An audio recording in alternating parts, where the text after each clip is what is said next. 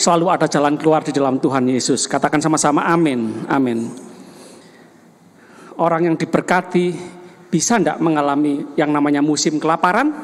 Yuk kita sama-sama belajar di 2 pasal ini saja. Kejadian 25 dan 26. Kejadian 25 dulu. Kejadian pasal 25 ayat 5. Di situ kita menemukan Abraham memberikan segala harta miliknya kepada Ishak. Wow, siapa yang enggak kenal Bapak Abraham?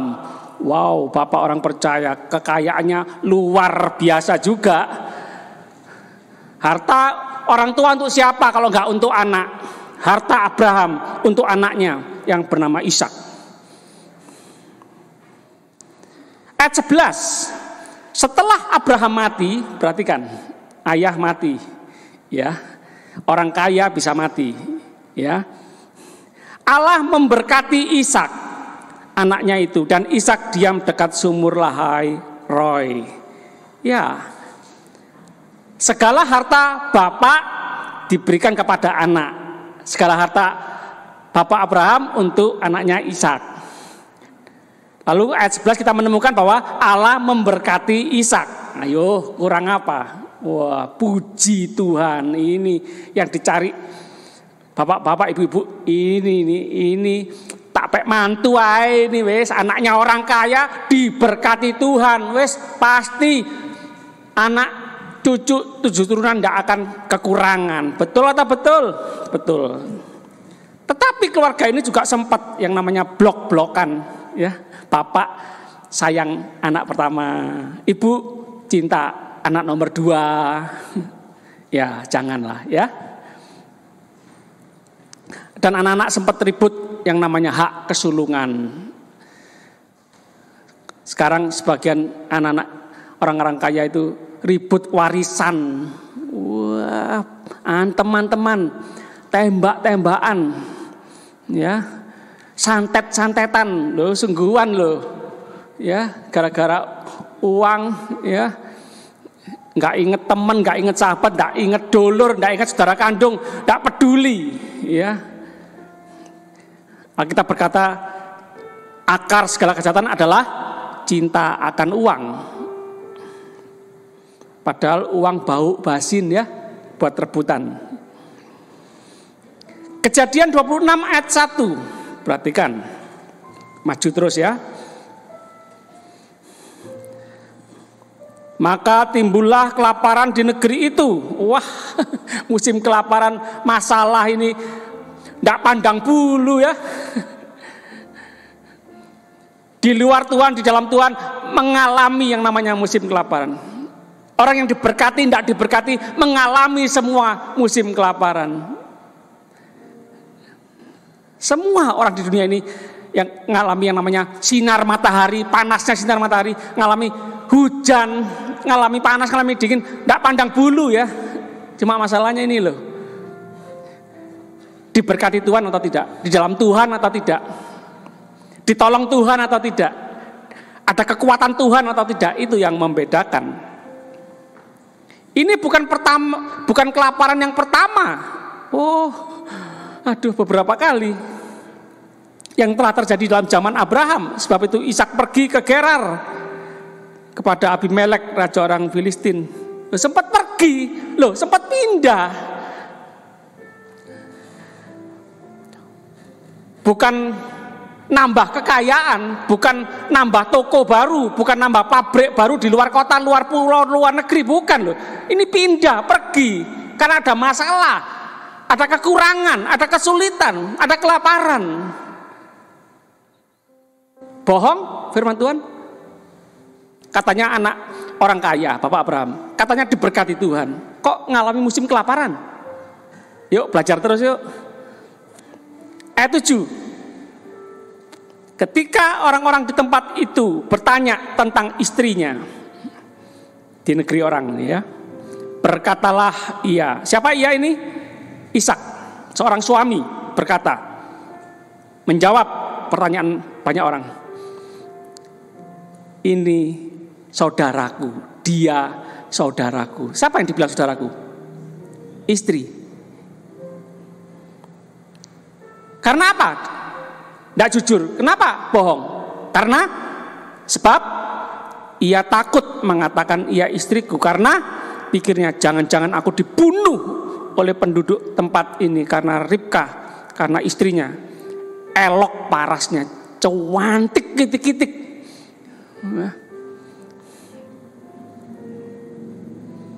Siapa artis yang paling ayu di Indonesia ini? Siapa? Ayu Ting Ting, katanya ponakan saya ya. Saya ya. Istri-istri katakan saya yang cantik, paling cantik ya bagi suami saya ya. Secantik-cantiknya tetap satu suami kok ya. Mas, satu jatah. Loh, suami harus seperti Yesus Kristus kepada gerejanya.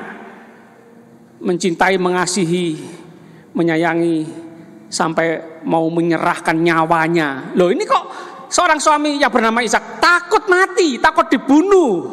Loh, jujur wes. Ya ini saya suami ya. Suami macam apa ini? Takut mati. Istri diserahkan, istri diempakno wes. Wes gak apa-apa wes. Yang penting aku hidup.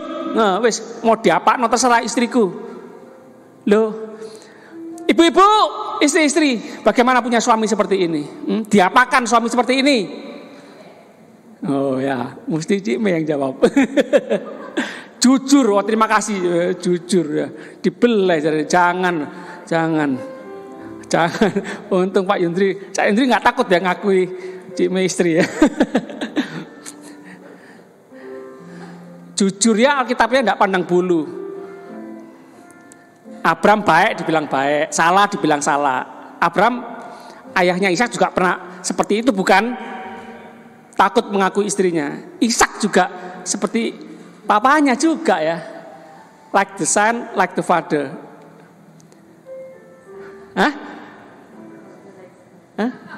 Like the son, like the father. Like father. Ya segitulah ya. Hati-hati ya. Nurun ini.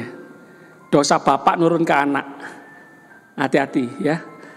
Rute penerbangan perjalanan kupu-kupu, seorang ayah kupu-kupu itu juga diikuti oleh anaknya rutenya. Tapi puji Tuhan, dalam Tuhan Yesus kutuk itu bisa dipatahkan. Katakan amin. Iya. Diakui, bertobat, ada pemulihan dalam Tuhan Yesus Kristus. Puji Tuhan. Kalau enggak nurun loh dosa kita. Takut mengakui istri. Wah, ini penghalang ini ternyata. Ini kita menemukan salah satu penyebab masalah. Menghalangi berkat Tuhan. Suami-suami harus cinta istri. Mencintai sampai terluka. Mencintai sampai dirinya terbunuh enggak apa-apa. Melindungi, suami itu melindungi. Jangan cuma pacaran digandeng terus. Sampai sekarang istri saya terus belajar, terus tak gandeng terus. Kemanapun berada, di mall tak gandeng terus. Ayo jangan deket-deket, tak gandeng terus. Jalan terus, jangan mampir-mampir. Tak gandeng terus. Ayat 8, Kejadian 26 ayat 8. Setelah beberapa lama ia ada di sana, pada suatu kali menjenguklah Abimelek, raja orang Filistin itu. Katanya Om James ngintip, raja ndengke. Menjenguk. Maka dilihatnya Ishak sedang Alkitab, gereja, kitab suci, gereja suci, bait Allah. Jangan ngomong jorok-jorok, cium-ciuman, bercumbu-cumbuan, jangan. Loh, enggak, ini Alkitab. Suami istri bercumbu-cumbuan. Baru menikah sebulan, setahun, 10 tahun.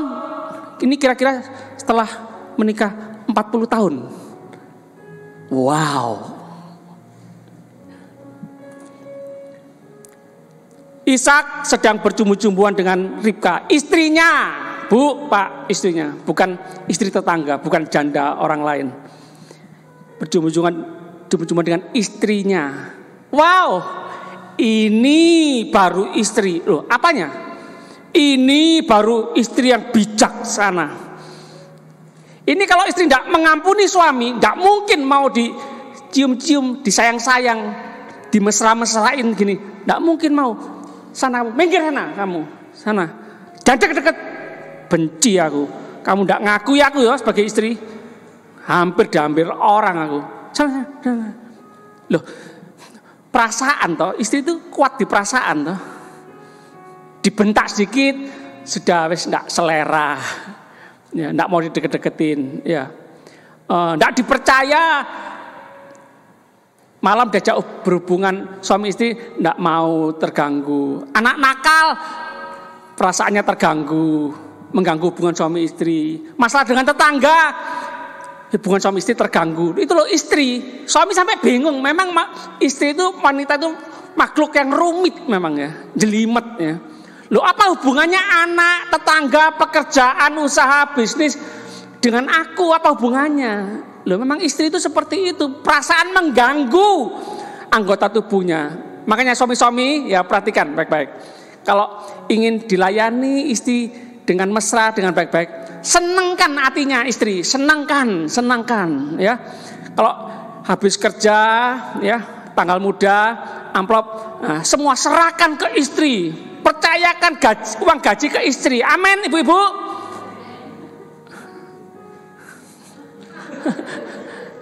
Dapat uang tips, dapat uang bonus, HR-an, Natalan, uang tahun baru. Serahkan semua ke istri. Percayakan. Tidak rugi mempercayai istri. Nanti ujung-ujungnya untungnya ke kita juga. Nanti musim kelaparan, ada masalah ekonomi, ada uang cadangan. Karena uang dipegang istri. Karena kalau uang dipegang istri, mudah masuk, sulit keluar. Duh, kok pelit ya istriku. Oh, ada untungnya loh pelit. Yang satu royal, yang satu pelit, ada untungnya. Kalau sama-sama royal, habis semua, tidak ada persediaan. Makan apa ya? Tidak ada persediaan makanan dalam lumbung. Ya. Siapa sih suami istri yang tidak ada masalah? Semua ada masalah. Jangan bilang Tuhan, jangan bilang Pak Pendeta ini sudah nggak jodoh aku. Ini banyak masalah ini. Ekonomi merosot, perusahaan bangkrut. Ini gara-gara istri, ini pembawa sial. Ini bukan jodoh dari Tuhan ini. Saya mau mencari lagi mana yang jodoh dari Tuhan. Oh, bukan loh. Adam dan Hawa itu ada masalah loh. Siapa yang menjodohkan mereka? Tuhan, bukan? Jadi yang penting itu bukan ada masalah atau enggak. Yang penting itu kita cari solusi. Pasti ada jalan keluar dalam setiap permasalahan kita. Ada persediaan maaf, ada persediaan pengampunan. Itu penting dimiliki oleh istri. Ishak, Ribka, suami istri berjumbu-jumbuan, mesra, intim karena saling mengampuni. Katakan sama-sama saling mengampuni. Waduh, ini banyak yang tidak mau mengampuni ya. Katakan sama-sama saling mengampuni. Sulit Pak, ngomong mudah, bicara mudah, betul. Tapi mengampuni itu penting dan harus. Kalau enggak akan timbul masalah baru. Ayat 11. Lalu Abimelek memberi perintah kepada seluruh bangsa itu. Siapa yang mengganggu orang ini atau istrinya, pastilah ia akan dihukum mati. Loh, ada dampak keintiman suami istri, kemesraan suami istri. Ya, cinta-cintaan suami istri, berjumbu-jumbuan, berciuman suami istri, itu ada dampaknya loh, dahsyat loh. Jangan cuma pacaran, cium-ciuman, mesra-mesraan. Waktu menikah kaplok-kaplokan, tendang-tendangan. Bukan bola itu Pak. Ya, istri kita bukan bola, bukan sak-sak yang dipukuli. Ya, ingat, Istri kita itu teman pewaris kasih karunia loh. Itu penghalang dosa. Kalau ada tidak beres hubungan suami istri, itu penghalang doa, ya.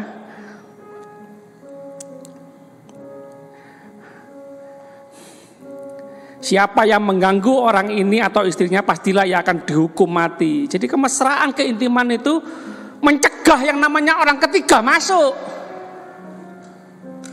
Kalau sudah tidak mesra lagi, apalagi sampai mulai ngomong ke sana, ngomong ke sini, masalah suami, masalah istri, orang ketiga gampang masuk. Apalagi sampai curhat ke lawan jenis, gampang orang ketiga masuk.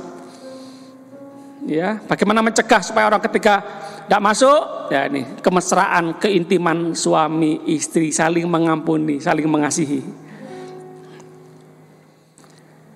Ayat 12. Maka menaburlah Ishak di tanah itu, dan dalam tahun itu juga ia mendapat hasil 100 kali lipat. Sebab ia diberkati Tuhan. Ini ditegaskan lagi, diberkati Tuhan. Jadi masalah bukan masalah kalau kita dalam posisi diberkati Tuhan. Musim kelaparan menjadi tidak masalah kalau suami istri intim, mesra, saling mengampuni. Itu. Mau tinggal di negara makmur, kalau suami istri tidak rukun, itu menghalangi berkat Tuhan. Mazmur 133 mengatakan apa? Rukun, berkat itu mengalir, ya. Seperti embun yang turun dari Gunung Hermon ke Bukit Sion, ya. Itu berapa kilometer itu? Kalau bukan embun yang melimpah ruah, tidak akan sampai. Seperempat jalanan sudah habis itu embun. Itu loh, berkat Tuhan tidak bisa dihalangi oleh apapun, oleh siapapun. Sejauh apapun berkat itu akan pasti sampai ke rumah.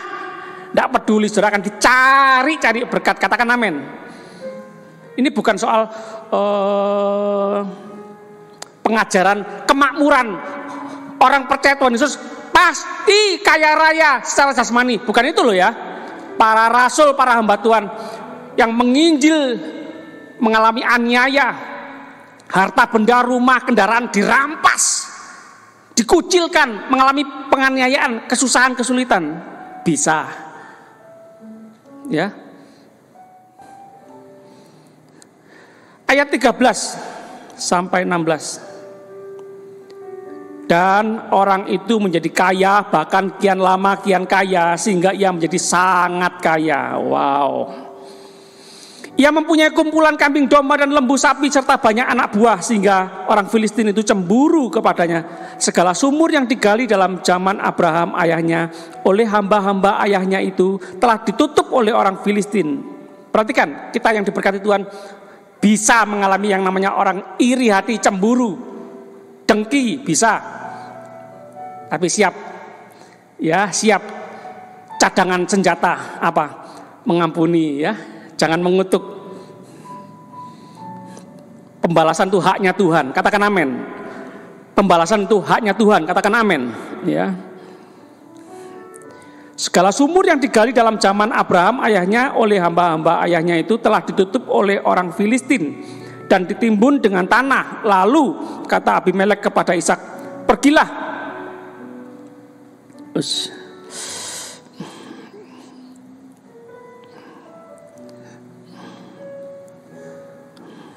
Ayat berapa tadi?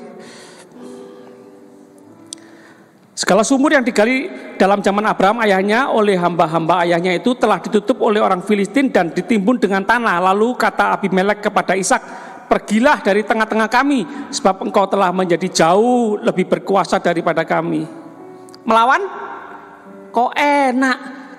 Aku disuruh pergi, kamu yang pergi. Orang mengalah itu dikasih Tuhan. Amsal berkata apa? Raja Salomo berkata apa? Berkat Tuhan itu ada di kepala orang benar. Berkat Tuhan bukan hanya di sepanjang, bukan hanya di Amerika, bukan hanya di Cina, bukan hanya di Mesir, bukan hanya di Gerar, tapi dimanapun kita berada. Jadi jangan khawatir.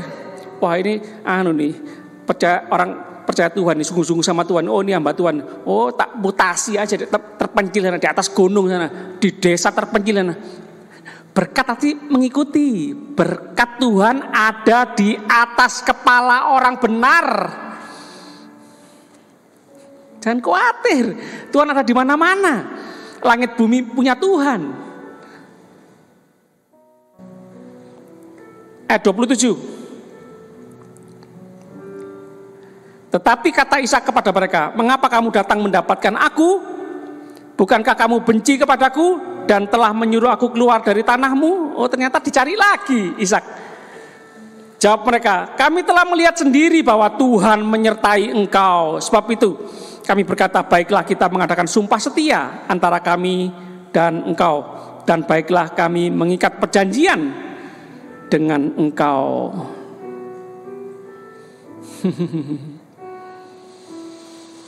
Ngercekeni Ishak ini ya, menjadi berkat.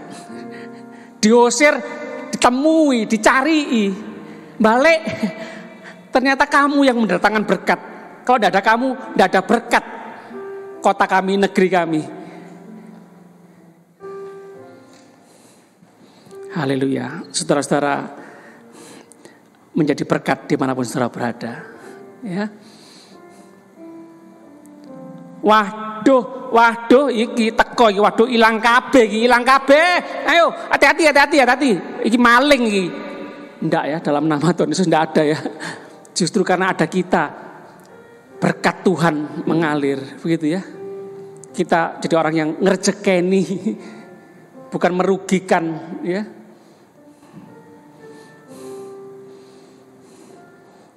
Jangan sampai gara-gara kita gereja buyar kabeh. Jangan sampai ada kita perusahaan bangkrut.